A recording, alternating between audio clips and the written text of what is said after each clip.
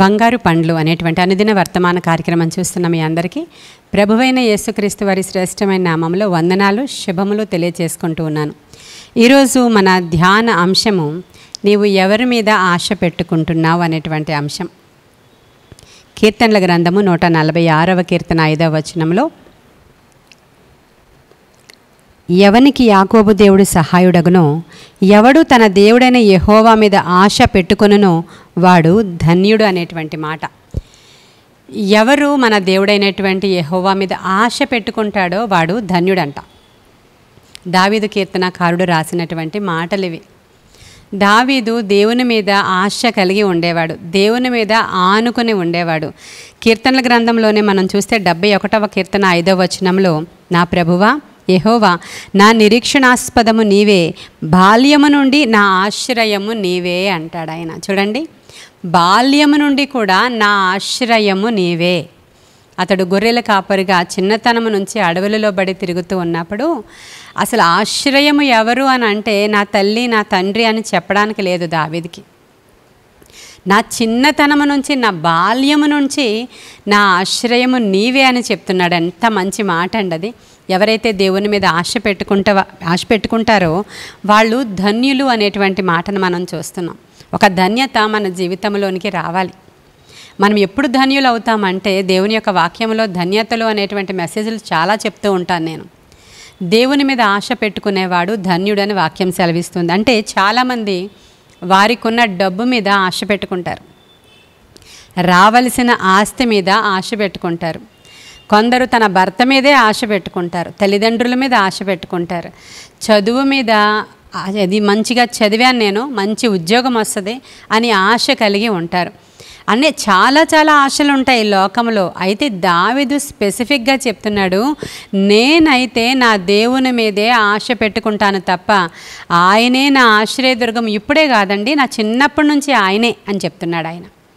మరి ఈరోజు మనం అలా చెప్పగలమా? ప్రభువా నీ మీదే నేను ఆధారపడి ఉన్నాను, నీవే నాకు ఆశ్రయదుర్గము, నీ మీదే నేను ఆనుకున్నానని చెప్పగలమా? లూకాసు వార్తలో ధనవంతుడి యొక్క స్టోరీ ఒకటి ఉంటుంది. లూకాసు వార్త 12వ అధ్యాయంలో ఒక ధనవంతుడు ఉన్నాడంట. ఆ సంవత్సరంలో అతనికి పంట చాలా ఎక్కువగా పండిందంట. ఆ పండిన పంటని అమ్మేయగా, తను వాడుకోగా అనేకమైన గొడౌన్స్లో నిల్వ ఉంచాడంట. దాని లెక్కలు చూసినప్పుడు ఆ గొడౌన్స్లో ఎంత ఉంది అని ఎస్టిమేషన్స్ వేసినప్పుడు, అంటే కొన్ని తరాలకి సరిపడా అది అమ్మగా, లేదంటే దాన్ని ఎక్కడైనా సరే ఉంచి ఎక్స్పోర్ట్ చేస్తాడో తెలియదు, ఏం చేస్తాడో తెలియదు. దానిని చూసినప్పుడు ఇక నా ప్రాణమా, అసలు నీకు ఏ బాధ లేదు, నీవు సుఖంగా ఉండొచ్చు, తిను త్రాగు సుఖించు, నీకు ఏ బాధ లేదు, ఎందుకంటే కొన్ని సంవత్సరాలకి సరిపడా పంటను నేను కూర్చుకున్నాను అని ఆ పంట మీద ఆశ పెట్టుకుంటున్నాడు ఆ ధనవంతుడు. ఆ రాత్రి అతని ప్రాణం పోయినట్లుగా మనం చూస్తూ ఉన్నాం. అయితే ఈరోజు మన ఆశ దేని మీద? దావీదు దేవుని మీద ఆశ పెట్టుకుని ఏమైనా అతనికి జీవితంలో నష్టపోయిన సందర్భాలు ఏమైనా ఉన్నాయా అని మనం చూస్తే, నా ఆశ్రయదుర్గము నీవే అని చెప్పాడు కదా. అసలు ఎప్పుడు చూసినా దావీదు జీవితంలో ఎంత పెద్ద శోధన వచ్చినా, ఎంత పెద్ద సమస్య వచ్చినా దేవుడే ఇన్వాల్వ్ అయిపోయినట్లుగా మనం అక్కడ చూస్తాం. బాలుడైనటువంటి దావీదు అడవులలో పడి తన మందను మేపుకుంటూ ఉంటే ఒకరోజు సింహం వచ్చిందంట. ఒకరోజు ఎలుగుబంటి వచ్చి తన మందలో ఉన్నటువంటి గొర్రె పిల్లను తీసుకొని వెళ్ళిపోతూ ఉంటే, మామూలుగా ఆలోచించండి, ఒక్క బాలుడు వెళ్ళి సింహాన్ని చీల్చగల శక్తి ఉంటుందా అతనికి? అతడి ధైర్యం ఏంటంటే, దావీదు దేవుడు కలిసి సింహాన్ని చంపారు. ప్రియమైన దేవుని బిడ్డలారా, దావీదు దేవుడు కలిసి, లేకపోతే దావీదుతో సాధ్యం కాదు కదా. అందుకే నా చిన్నతనము నుంచి, నా బాల్యము నుంచి నా ఆశ్రయదుర్గము నీవే అనేటువంటి మాటని దావీదు రాస్తూ ఉన్నాడు. మరి ఈరోజు మనం ఎవరి మీద ఆశ పెట్టుకున్నామో ఒకసారి ఆలోచన చేద్దాం. మనుష్యుల మాటలన్నీ తప్పిపోతాయండి. మనుషుల మీద మనం ఆధారపడితే వారెవ్వరూ మనకి మాట ఇచ్చి నెరవేర్చరు. కానీ దేవుడైతే ఆయన మీద ఆధారపడిన వారిని ఎన్నడూ త్రోసివేయడంట. ఆయన మీద ఆధారపడి మనం ఆయనను ఆనుకొని ఆశపడి ఆయన్ని వెంబడిస్తే, ఒక దినాన యేసుక్రీస్తు ప్రభువారు ఒక మార్గం గుండా ప్రయాణం చేసి వెళ్ళిపోతూ ఉంటే, సురోఫెనిక వంశానికి చెందినటువంటి ఒక స్త్రీ, కనాను స్త్రీ అని రాయబడి ఉంది.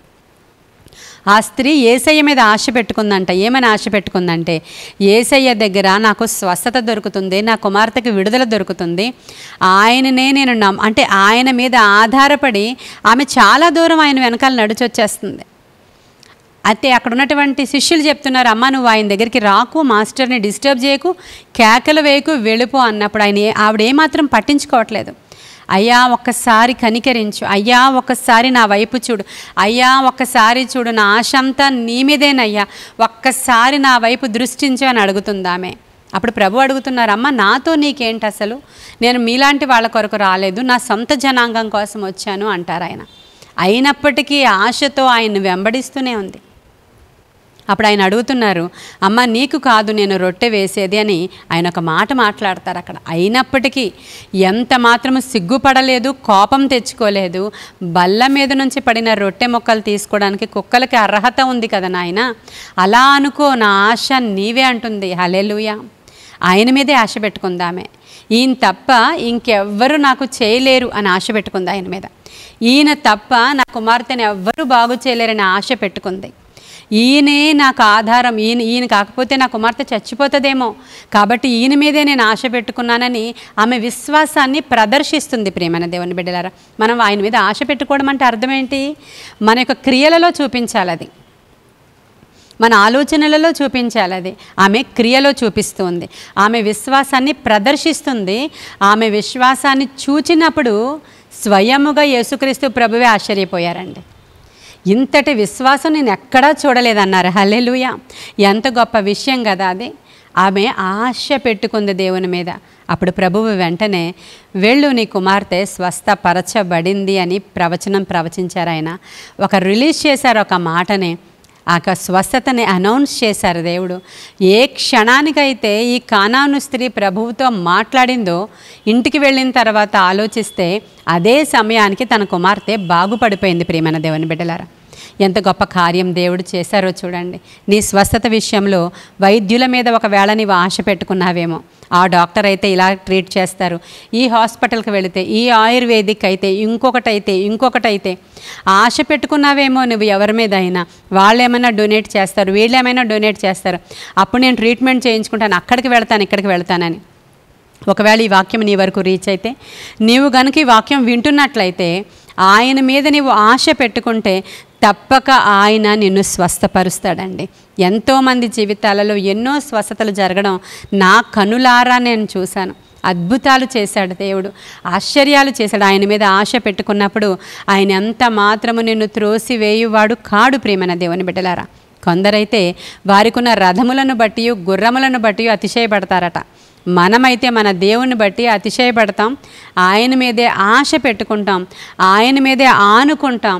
దావీదులాగే ఈరోజు నీవు చెప్పాలి, ప్రభువా నీవే నాకు ఆశ్రయదుర్గము అని. నేను నీ మీదే ఆశ పెట్టుకున్నానని నీవు చెప్పినప్పుడు దేవుడు తప్పక నీ విషయంలో ఆయన కలుగ చేసుకుంటాడు, అద్భుతం చేస్తాడు, విడిపిస్తాడు. ఏలియా, ఎలీషా అనేటువంటి ప్రవక్తల గురించి మన అందరికీ తెలుసు. ఏలియా దగ్గర ఎలీషా అనేటువంటి ప్రవక్త ఉండేవాడు. ఆయన గురించి వాక్యం ఏం సెలవిస్తుందంటే, ఏలియా చేతుల మీద నీళ్లు పోయేవాడు అనేటువంటి మాట ఎలీషాకు ఉపయోగించింది బైబిల్. అయితే ఆయన కేవలము నీళ్లు పోయేవాడి కింద ఒక సర్వెంట్ కాదు, కానీ ఆయన ఉన్నటువంటి ఆస్తిని అంతా విడిచిపెట్టుకొని దేవుని పిలుపును అందుకొని ఏలియాని వెంబడించడం మొదలుపెట్టాడు. అయితే ఏలియా పరమునకు వెళ్ళిపోయేటువంటి సమయం వచ్చినప్పుడు ఏలియాని ఎలీషా వెంబడిస్తూ అయితే ఏలియా చెప్తున్నాడు, నాయన నువ్వు వెళ్ళిపో, నాకు దేవుడు పిలిచాడు, నేను వెళ్ళిపోవాలి, నాకు సమయం వచ్చింది అని. ఎంత మాత్రం కూడా విడిచిపెట్టకుండా ఆయన ఒకటే మాట చెప్తున్నాడు, నా తండ్రి, నా రథములు రౌతులు నీవే, నేను ఎక్కడికి వెళ్ళిపోవాలి అని ఆశతో ఏలియాని వెంబడిస్తున్నాడంట. అతనికి చాలా ఆశ ఉంది, లోపల చాలా ఆసక్తి ఉంది. ఎందుకంటే దేవుని దగ్గర నుంచి గొప్ప వరాలు సంపాదించినటువంటి ఏలియా దగ్గర నుంచి ఆ వరాలు నాకు కావాలి అనేటువంటి ఆశ ఉంది. ప్రియమైన దేవుని బిడ్డలారా, వాక్యం సెలవిస్తూ ఉంది, ఆశ గొని నా ప్రాణాన్ని నేను తృప్తిపరుస్తాను అంటున్నాడు ఆయన. హల్లెలూయా. నీవు ఆశగొంటే నేను తృప్తిపరుస్తాను. దైవికమైన విషయాల ఎడల ఆసక్తి, దైవికమైన విషయాల ఎడల ఆశ నీవు కలిగి ఉంటే నీవు తృప్తిపరచబడతావు అంటున్నాడు ఆయన. వెంబడిస్తున్నాడు, గిల్గాలుకు వచ్చాడు, యోర్ధాను దాటాడు, అలా వెళుతూనే ఉన్నారు వాళ్ళు. అప్పుడు చెప్తూనే ఉన్నాడు ఏలియా, వెనక్కి వెళ్ళిపో అని. యోర్ధాను దాటి అవతలకు వెళ్ళినా కూడా వెంబడిస్తూనే ఉన్నాడు. కారణం బైబిల్ చెప్తుంది, ఆసక్తి, ఆశ ఆయనలో ఉంది. నా తండ్రి, నా రథములు రౌతులు నీవే, నాకు ఆశ ఉంది, అయితే ఏం కావాలో చెప్పు నీకు అంటున్నాడు ఆయన. ఏంటి ఆశపడుతున్నావు, నీకేం కావాలి, నేను వెళ్ళిపోతున్నాను, ఎందుకు నన్ను వెంబడిస్తున్నావు అని అడిగినప్పుడు, నీకు ఏదైతే ఆత్మ కలిగి ఉన్నావో దేవుని ఆత్మ, ఆ ఆత్మలో 2 పాలు నాకు కావాలి అని అడుగుతున్నాడు. అంటే డబల్ పోర్షన్ అడుగుతున్నాడు ఆయన. 2 పాళ్ళు కావాలి, నువ్వెంత పవర్ అయితే కలిగి ఉన్నావో అంతటికి డబల్ పవర్ నాకు కావాలని ఆశగా ఉంది. ఎందుకంటే అనేకమైన సూచక్రియలు చూశాను, గొప్ప కార్యాలు దేవుని నామము పేరట నీవు చేయడం నాకు తెలుసు, వర్షాన్ని ఆపడం తెలుసు, వర్షాన్ని రప్పించడం తెలుసు, అగ్నిని దించిన ప్రవక్తవి నీవని నాకు తెలుసు. నేను ఇంకా ఎక్కువ పవర్ నీ నుంచి నేను ఎక్స్పెక్ట్ చేస్తున్నాను, 2 నాకు శక్తి కావాలి అని అడుగుతూ ఉన్నాడు ఎలీషా. నిజముగానే ఆయన ఎత్తబడ్డాడు, ఆయన కంబళి క్రిందకి వచ్చింది. ఈయన అలాగే ఏలియా ఎన్ని అద్భుతాలు చేశాడో ఆయన కంటే మరీ ఎక్కువ అద్భుతాలు, డబల్ అద్భుతాలు ఈయన చేసినట్లుగా లేఖనం సెలవిస్తూ ఉంది. ఈయన చేసిన దానికంటే ఖచ్చితంగా డబల్ అద్భుతాలు ఎలీషా చేశాడు. ప్రియమైన దేవుని బిడ్డలారా, అదంతా ఆశ పడడం ద్వారా వచ్చింది. కాబట్టి దేవుని యొక్క కార్యాల ఎడల ఆశ, దేవుని విషయాల ఎడల ఆశ, దేవునినే ఆనుకుని ఆశ్రయదుర్గముగా చేసుకొని ఆయన మీద ఆశ పెట్టుకోవడం మంచిదే అని ఈరోజు వాక్యం సెలవిస్తుంది. నీవు ఆశపడితే తప్పక తృప్తిపరచబడతావు. ఈ యొక్క లేఖన భాగము దేవుడు మన వెనుకడిలో దీవించునుగాక. ఆమేన్. ప్రార్థన చేసుకుందాం. మహాపరిశుద్ధుడైన తండ్రి, మహోన్నతుడైన దేవానికి వందనాలు అయ్యా. మేము ఆశపడుతూ ఉన్నాము, మమ్మల్ని తృప్తిపరచండి, ఆత్మకార్యాలు జరిగించండి. నీ కృపగల హస్తానికి మమ్మల్ని మేము అప్పగించుకుంటున్నాం, మీ జాలిగల హస్తానికి మమ్మల్ని మేము అప్పగించుకుంటున్నాం. మాలో నూతనమైన ఆశను చిగురింపచేయమని, మా దేవుని మీద ఆన పెట్టుకోవడానికి, ఆశ పెట్టుకోవడానికి, ఆశ్రయదుర్గమైన మా దేవుని మీద మేము ఆధారపడడానికి అవసరమైన కృప మాకు దయచేయమని, మనుషులను ఆశ్రయిస్తే వాళ్ళు గతించిపోతారు, రాజులను ఆశ్రయిస్తే వాళ్ళు గతించిపోతారు. మనుషులను నమ్ముకొనుట కంటే, రాజులను నమ్ముకొనుట కంటే యెహోవాను ఆశ్రయించటం మేలు అని గుర్తెరిగి మిమ్మల్ని ఆశ్రయిస్తూ ఉన్నాం తండ్రి. సహాయం చేయమని, కృప చూపించమని, ఈ దిన దీవెనలతో వినిన వారిని నింపి నడిపించమని యేసయ్య శ్రేష్ఠ నామంలో అడుగుచున్నాము తండ్రి. Amen, amen, amen. God bless you.